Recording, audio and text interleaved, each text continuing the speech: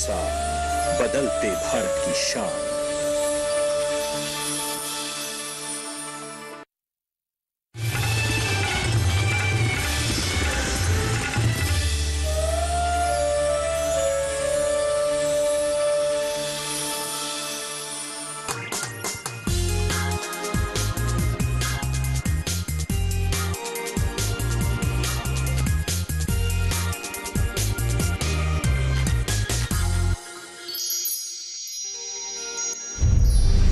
G20 शिखर सम्मेलन में प्रधानमंत्री मोदी ने खाद की किल्लत पर जताई चिंता। कहा, आज का उर्वरक संकट कल हो सकता है खाद्य संकट में तब्दील। सदस्य देशों में आपसी सहयोग को बताया जरूरी। देश में रिकॉर्ड तोड़ हुई धान की खरीद। अब तक 235 लाख टन से अधिक की खरीद। हरियाणा में 98% खरीद का भुगतान पूरा। खाने पीने की चीजों के सस्ती होने के चलते खुदरा महंगाई दर में गिरावट दर्ज। चावल और दाल सहित जरूरी वस्तुओं के दाम घटे। थोक महंगाई दर भी आई 19 महीने के निचले स्तर पर। नमस्कार, मैं हूं चेतना त्यागी। हमेशा की तरह आज एक बार फिर हाजिर हूं आपका पसंदीदा शो मंडी.com लेकर। मंडी.com में आप किसान भाइयों के लिए जरूरी खबरों के साथ साथ खेती के सिकंदर में शानदार कहानी के अलावा बीते हफ्ते जरूरी सामानों के भाव भी हम आपको बताएंगे और साथ ही होगी किसानों के काम की NCDX पाठशाला। सबसे पहले देख लेते हैं कि बीते सप्ताह जरूरी सामानों के भाव क्या रहे हैं।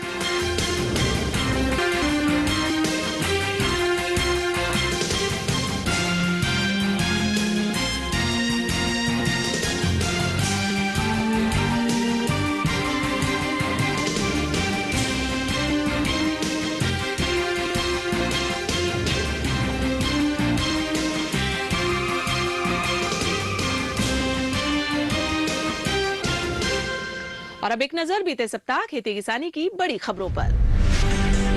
प्रधानमंत्री नरेंद्र मोदी ने विश्व समुदाय को चेतावनी दी है कि आज का उर्वरक संकट कल खाद्य संकट में तब्दील हो सकता है।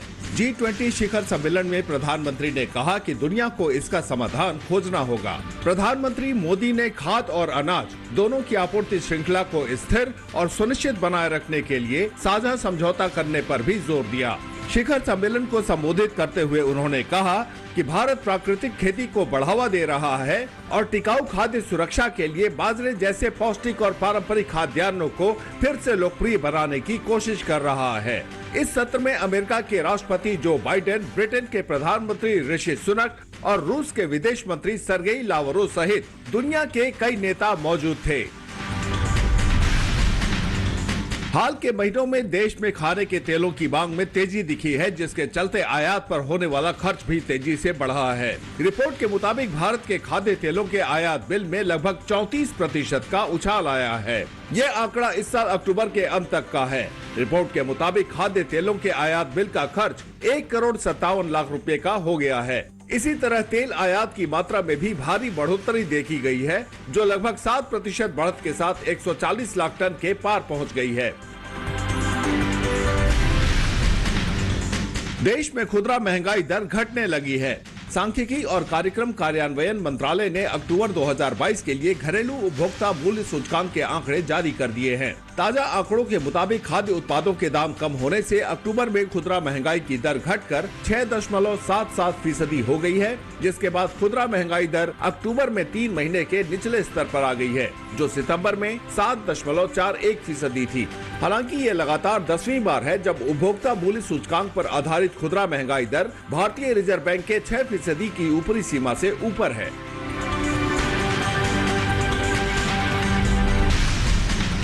केंद्रीय कृषि एवं किसान कल्याण मंत्री नरेंद्र सिंह तोमर ने मध्य प्रदेश के सबसे बड़े औद्योगिक क्षेत्र पीथमपुर में महिंद्रा समूह के कृषि मशीनरी संयंत्र का उद्घाटन किया। Mahindra and Mahindra farm equipment sector का ये संयंत्र 23 एकड़ में फैला है और इसमें हर साल 1,200 कंबाइन हार्वेस्टर और 3,300 राइस ट्रांसप्लांटर का निर्माण किया जा सकता है। ये संयंत्र एशिया, अफ्रीका, यूरोप और अमेरिका के वैश्विक बाजारों में निर्यात के लिए भी उत्पादों का निर्माण करेगा। रिपोर्ट के मुताबिक संयंत्र मध्य प्रदेश में कृषि मशीनरी निर्माण के सबसे बड़े केंद्र के रूप में उभरेगा। इस इकाई में लगभग 1,100 लोगों को रोजगार मिलने की उम्मीद है। भारत सरकार ने देश में चारे की कमी को दूर करने के लिए बड़ा फैसला किया है। सरकार ने वित्त वर्ष 2022-23 के दौरान 100 चारा केंद्रित किसान उत्पादक संगठनों की स्थापना के लिए राष्ट्रीय डेयरी विकास बोर्ड को कार्यान्वयन एजेंसी के रूप में नामित किया है। मंत्रालय की रिपोर्ट में कहा गया है कि कृषि एवं किसान कल्याण विभाग में सक्षम प्राधिकारी ने राष्ट्रीय डेयरी विकास बोर्ड यानी NDDB को 10,000 किसान उत्पादक संगठनों के गठन और बढ़ावा देने की योजना के तहत कार्यान्वयन एजेंसी के रूप में नामित करने के लिए मंजूरी दे दी है, ताकि FPO मुख्य रूप से चारा केंद्रित और पशुपालन गतिविधियों को बढ़ावा दिया जा सके। खरीफ विपणन सत्र 2022-23 के लिए धान की खरीद 13 राज्यों और केंद्र शासित प्रदेशों में सुचारू रूप से चल रही है। रिपोर्ट के मुताबिक नवंबर महीने के दूसरे सप्ताह तक 2 करोड़ 31 लाख टन धान की खरीद की जा चुकी है। इसकी तुलना में पिछले वर्ष इसी अवधि में लगभग 2 करोड़ 28 लाख टन धान की खरीद की गई थी। फिलहाल यहाँ वक्त हो गया एक छोटे से ब्रेक का। ब्रेक के बाद खेती के सिकंदर में आज आपको लेकर जाएंगे ऐसी जगह जहाँ के किसानों ने खुद की पहल से किसान उत्पादक संगठन बनाकर न सिर्फ उम्दा खेती कर रहे हैं, बल्कि अपनी फसलों की मार्केटिंग भी कर रहे हैं।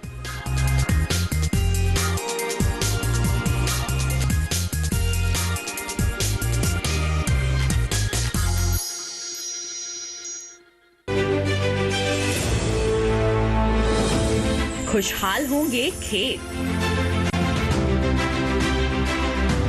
पशु भी रहेंगे स्वस्थ, सरकारी स्कीम का होगा लाभ, जब एक्सपर्ट्स का मिलेगा साथ, किसानों के सवाल, विशेषज्ञों के जवाब, अब सिर्फ एक फोन कॉल पर। देखिए अपना खास प्रोग्राम। हमारे टोल फ्री नंबर हैं 1800-113060, 1800-113061। हेलो किसान, सोमवार से शुक्रवार शाम 6 बजे सिर्फ दूरदर्शन किसान पर। जानेंगे क्या है किसानों का हाल, हम पहुंचेंगे आपके गांव, मिलेगा सरकारी योजनाओं का ज्ञान, जब लगेगी चौपाल। देखिए चौपाल चर्चा सोमवार से शुक्रवार सुबह 9 बजे सिर्फ दूरदर्शन किसान पर।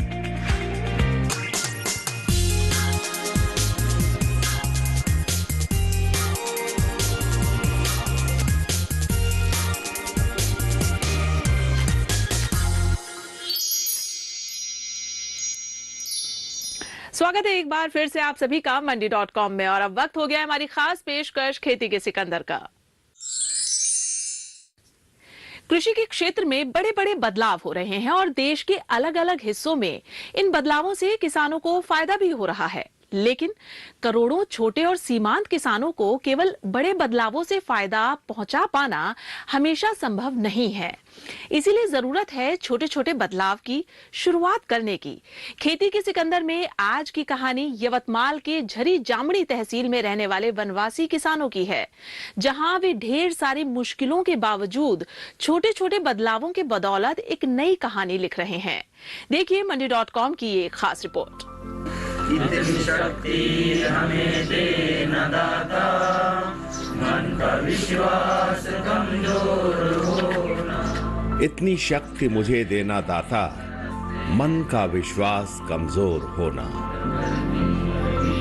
वनवासी किसानों का मनोबल बढ़ाती ये पंक्तियां इस बात को बयां कर रही हैं कि अब इन किसानों ने संगठित होकर अपने मन के विश्वास को पहले से और ज्यादा मजबूत कर दिया है। हालांकि यहाँ के किसानों की मुश्किलें कई स्तरों की हैं। कपास की खेती के लिए मशहूर ये वही इलाका है जहाँ पहले किसान आत्महत्या के लिए मजबूर होते थे, लेकिन अब केंद्र सरकार की दूरदर्शी नीतियों की वजह से हालात बदल गए हैं। केंद्र सरकार की किसान कल्याण से जुड़ी योजनाओं का लाभ फार्मर प्रोड्यूसर कंपनी के जरिए किसानों तक पहुंचने लगा है। आदिवासी फार्मर रहने के नाते हमारा ट्राइबल एरिया से तालुका तक लाने के लिए हमारा जो उपज थी, जो भी खेती में से जो माल निकलता, वो खेती माल बेचने के लिए हमारे को बहुत सारे दिक्कतों का सामना करना पड़ता था। वो दिक्कतों का सामना करने की वजह से हमारे को बहुत सारी चीज़ें का प्रॉब्लम होता था। उसमें टाइम जाता था, रेट कन्फर्मेशन नहीं था, और जो बेचने की नॉलेज थी वो भी हमारे को नहीं थी। इसलिए कोऑपरेटिव सेक्टर तक जाने के लिए, तालुका प्लेस पर जाने के लिए जो टाइम लगता था वो बच गया। और उसके अगेंस्ट में जब से ये एफपीसी आई, वहाँ से हमारे को एफपीसी के मेंबर और संगठन जो रहते वो हमारा माल घर पर आकर देखते हैं और उसकर हम एक रेट डिसाइड करते हैं। और हमारे माल का रेट जो है हमारे सामने डिसाइड होता, और वो रेट डिसाइड होने से कंपनी और फार्मर इनका एक सेटलमेंट होकर वो भाव डिसाइड होने से उसका वो अनगारंटेड जो रेट था वो वहाँ पर कंफर्म होने की वजह से उसका तालुके तक जाने का, आने का टाइम, ट्रांसपोर्टिंग का खर्चा और जो माल है वो माल का रेट कंफर्म होने से वो उसमें उसका टाइम और आर्थिक बचत हो गई और उसको मार्केट का नॉलेज भी मिल गया। किसी भी राज्य के सीमावर्ती जिलों में अक्सर बुनियादी ढांचे से लेकर अन्य मूलभूत आवश्यकताएं किसानों के लिए समस्या बनकर सामने आती हैं। तेलंगाना की सीमा से सटे महाराष्ट्र के यवतमाल जिले के झरी जामणी तहसील के किसानों के सामने भी कुछ ऐसी ही समस्याएं हैं। लेकिन यहाँ के किसान फार्मर प्रोड्यूसर कंपनी की बदौलत हर तरह की चुनौतियों का मुकाबला करने के लिए लगातार सक्रिय है। ग्रामीण आदिवासी फार्मर प्रोड्यूसर कंपनी ने 3 साल में ही अपने शेयर होल्डर्स की संख्या बढ़ाकर 2900 के पार पहुंचा दिया है। आमची कंपनी जवळपास 2019 मध्ये स्थापन झालेली आहे आणि सुरुवातीत खूप कमी प्रमाणात होते संघटन, आता जवळपास 100च्या वर गेलेले आहे। आणि आम्ही प्रत्येक गावात जाऊन शेतकऱ्यांना सांगितले की संघटन केल्याचे त्याचे फायदे आणि त्याचा तोटे काय होतात। आपण मार्केटमध्ये माल नेण्यात अडचणी काय येतात आणि तिथं आपलं कशा पद्धतीने पिळवणूक होतात आणि संघटनेला विकले तर कशा पद्धतीने आपला फायदा होईल याबद्दल आम्ही सांगून शेतकऱ्यांना संघटन बनवले। एक वक्त था जब यहाँ के किसानों का योगदान दिन रात केवल खेतों में ही काम करने तक सीमित होता था। इन्हें बाजार की बारीकियों से कोई लेना देना नहीं था और बिचौलिए इन पर हावी रहते थे। लेकिन अब स्थिति उल्टी है। इलाके में एफपीसी के गठन के बाद यहाँ के किसानों की भागीदारी सिर्फ खेतों तक ही सीमित नहीं, अब वो सीधे बाजार से संपर्क कर रहे हैं और अपने उत्पाद मनचाहे दाम पर बेच रहे हैं। तो सर पूरे देश के अंदर कोरोना महामारी का जो ये चल रहा था, तो उस वक्त हमारे जो काश्तकार है वो काश्तकारों का हम जो माल है तुअर चना सोया ये खरीदी करने के बाद बेचने के लिए इतना प्रॉब्लम आए थे। तो प्रॉब्लम आने के बाद हमको मालूम हो गया कि NEML करके जो मार्केट है उसमें हमारे फील्ड ऑफिसर्स और हमारी जो टीम है इसमें काम करने वाली वो रजिस्ट्रेशन करे और हर रोज़ देखते थे मार्केट के रेट क्या है। तो मार्केट के रेट जब बढ़े उस वक्त हम सभी लोगों को 300 तो 400 रुपये तुअर चना और सोया में प्लस आया, उनको मुनाफा हो गया। उस हिसाब से हम सभी माल बेचे और काश्तकार को फायदा कर दिया। अपने देश में खेती और किसान की पहचान अक्सर अभाव के बीच हासिल की जाने वाली सफलता के रूप में होती है और अपनी इसी पहचान को मजबूत करते हुए यवतमाल जिले के वनवासी किसान हर दिन कुछ न कुछ नया कर रहे हैं। इन किसानों की कोशिशों का नतीजा है कि साल 2019 से कारोबार शुरू करने वाली इनकी कंपनी ने कोरोना काल में भी अपने सदस्य किसानों को खूब फायदा पहुंचाया। अब फार्मर प्रोड्यूसर कंपनी के साथ जुड़कर ये सभी किसान सुनियोजित तरीकों से खेती कर रहे हैं, तकनीकी साधनों का इस्तेमाल कर मुनाफा कमा रहे हैं और तेजी से आधुनिकता की राह पर अग्रसर है। जहाँ भी खरीदी होती है उधर घर घर जाके उन काश्तकारों को जो माल है उनकी मैं ये मॉइस्चर टेस्टिंग करता हूँ और सपोज मॉइस्चर ज़्यादा हो गया तो उनको बताते हो आपका जो मार्केट रेट है वो आपको कम लगेगा। सो उनको सजेशन करता हूँ कि आप पहले इसको सुखाओ, फिर मॉइस्चर बढ़ेगा, कम होगा तो हम आपको अच्छे से अच्छा भाव मिलेगा जगह पर। ये मेरा काम है। जो आमच्या गावकरी म्हणजे संघटना जो माल खरेदी करते त्याच्यासाठी गोडाऊन म्हणजे आम्ही पाहणं चालूच आहे। तर मी म्हटलं माझ्याकडेच गोडाऊन आहे, जे भाडं आपण दुसऱ्याला देऊ तेच 1000 रुपये भाड्यानं माझं गोडाऊन मी देतो बा माल ठेवासाठी ना। हा माल गावकऱ्याचं पूर्ण इथं साठवून ठेवायचं, नंतर एसीपीची मदत घेऊन हा माल विकण्याकरता जिथं ज्या मार्केटात भाव म्हणजे चांगलं भेटल त्या मार्केटात आम्ही सेल करतो। पिछले 3.5 सालों में ग्रामीण आदिवासी फार्मर प्रोड्यूसर कंपनी एक मजबूत कारोबारी इकाई के रूप में उभरी है, जिसने अपने सदस्य किसानों की लागत कम करने के लिए सरकारी सहायता उपलब्ध कराने से लेकर उनके फसलों की खरीद बिक्री तक के संपूर्ण समाधान पर काम किया है। इसके अलावा किसानों को फायदा पहुंचाने के लिए एफपीसी ने वायदा बाजार सहित कई नवीन प्रयोग भी किए हैं। ग्रामीण आदिवासी फार्मर प्रोड्यूसर कंपनी में हम फ्यूचर भाव के लिए काम करते हैं। फ्यूचर भाव के लिए NCDX और NEML का प्लेटफॉर्म में हम रजिस्टर हुए हैं और जब हमको पता चलता है फार्मर को फ्यूचर भाव मिलने वाला है तो फार्मर को ये बताते हैं कि उनका माल को थोड़ा रोक दें ताकि उनको ज़्यादा प्राइस मिले। और वो टाइम में फार्मर को ज़रूरत रहता है वो थोड़ा खर्चा भी उनको एडवांस के रूप में देते हैं और रुका के उनको ज़्यादा भाव मिलाने का कोशिश करते हैं। मैं यहाँ कोऑपरेटिव फार्मेशन करने के बाद फार्मर्स को अधिकतम ज़्यादा दर मिलने के लिए, उनका प्रोड्यूस को ज़्यादा अच्छा भाव मिलने के लिए हम काम करते हैं। इसमें एक तो ग्रामीण भाग में आदिवासी जो उगाता है उसको मार्केट लेके जाने के लिए दिक्कत होता है। उसके लिए हम क्या कर रहे हैं, हमारा मार्केट का भाव जो भी लोकल मार्केट है और मेट्रोपॉलिटन का मार्केट है, दो मार्केट का अंदाज़ा लेने के लिए हम अपना संगठन का रजिस्ट्रेशन कर देते हैं।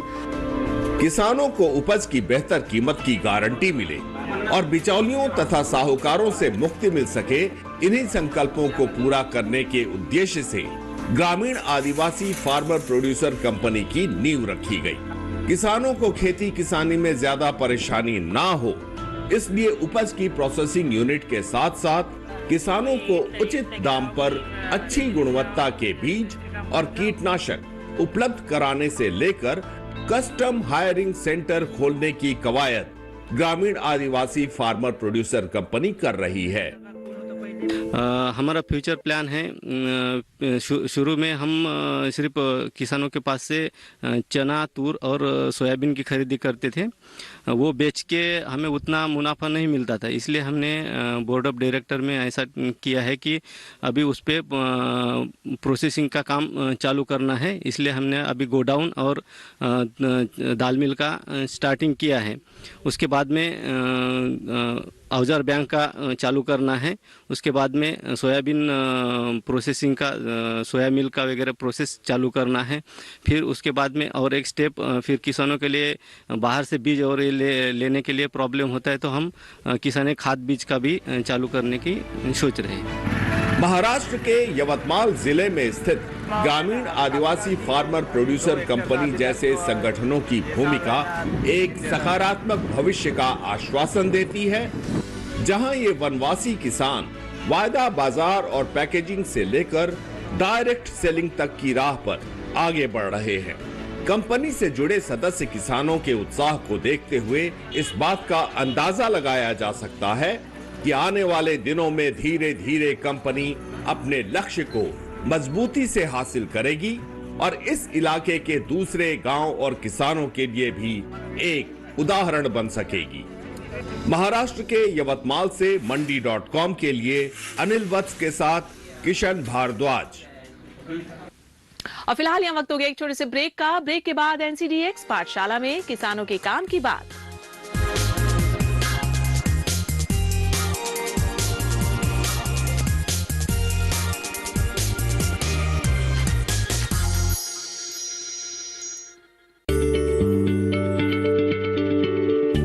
क्या आप किसी बीमारी से परेशान हैं?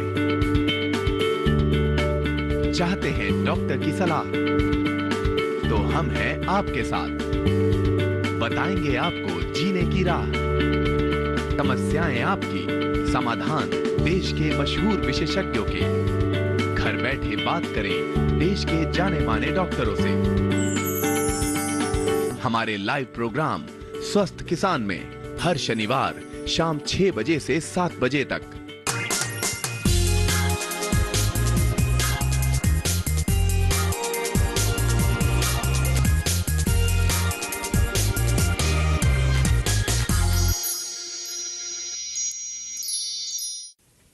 ब्रेक के बाद आप सभी का फिर से स्वागत है मंडी.com में। और अब वक्त हो गया है NCDX पाठशाला का, जहां आपको हमारे विशेषज्ञ पूर्व MD SFAC सुमंत चौधरी बता रहे हैं कि FPO से किसानों को क्या फायदा हो सकता है।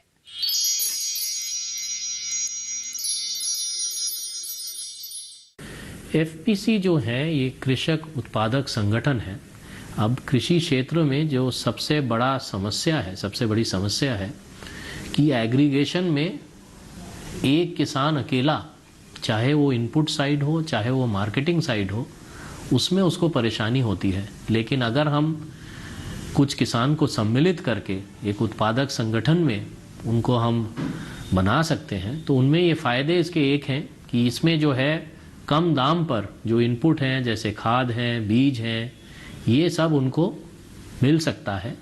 किसी किसी क्षेत्रों में फर्टिलाइज़र का डीलरशिप भी इनका जो है मिल सकता है।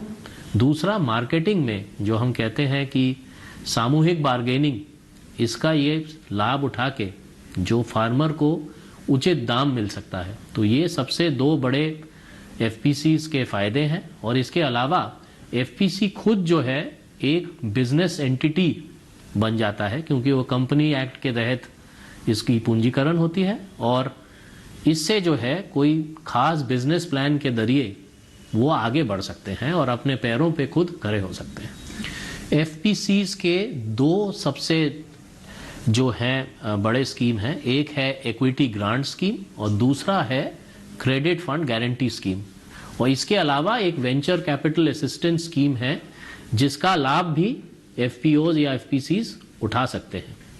तो मैं सबसे पहले जो है इक्विटी ग्रांट स्कीम के बारे में कहना चाहूँगा। इसके अंतर्गत FPC को उसके जो पूंजी वो लाते हैं उसके बराबर, इसकी अधिकतम सीमा अभी 10 लाख रुपए है, उस हिसाब से ये पूंजी अनुदान के रूप में SFAC उपलब्ध कराई जाती है। और बैंक ऋण लेने में इनको जो है इस पूंजी आधार को सुदृढ़ करने में सहायता मिलती है। तो इससे जो है जो FPC प्रारंभिक अपना कार्यक्रम करते हैं उसमें शेयर कैपिटल की ज़रूरत होती है और इसीलिए ये स्कीम जो है इनके फ़ायदे में है।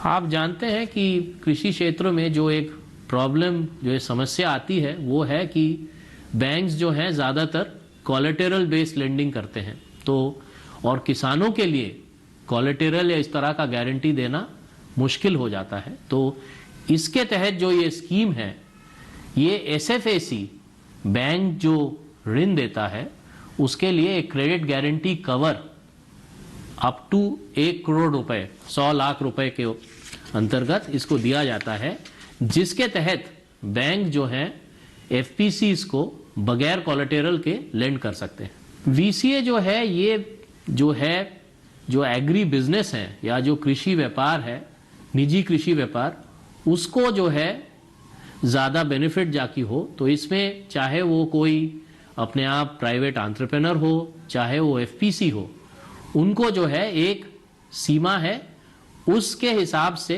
वेंचर कैपिटल असिस्टेंस जो है ये सबसे पहले दिया जाता है। इसका आप कह सकते हैं कि ये जो है एक स्टार्टअप फंड की तरह ही है, क्योंकि ये पहले दिया जाता है और उसके बाद जो बैंक लोन है वो सब देने के बाद लास्ट में इसको जो है वापस देना होता है। और इसका जो है FPCs के लिए ये 40% तक दिया जाता है और जो प्राइवेट एंटरप्रेन्योर है उसको लगभग 26% के अंतर्गत ये फंड दिया जाता है। मंडी.com में आज बस इतना ही। अगले सप्ताह मैं फिर आऊंगी किसानों को प्रेरणा देने वाली सफलता की एक कहानी और दूसरी जरूरी खबरें लेकर। तब तक के लिए नमस्कार। आप देखते रहिए दूरदर्शन किसान। आपकी राय हमारे लिए बहुत महत्वपूर्ण है। आप हमारे टोल फ्री नंबर पर कॉल कर सकते हैं और अपनी राय दे सकते हैं। साथ ही आप ईमेल के जरिए भी हमें अपनी राय दे सकते हैं। हमारा ईमेल पता है ncdexmandi@gmail.com।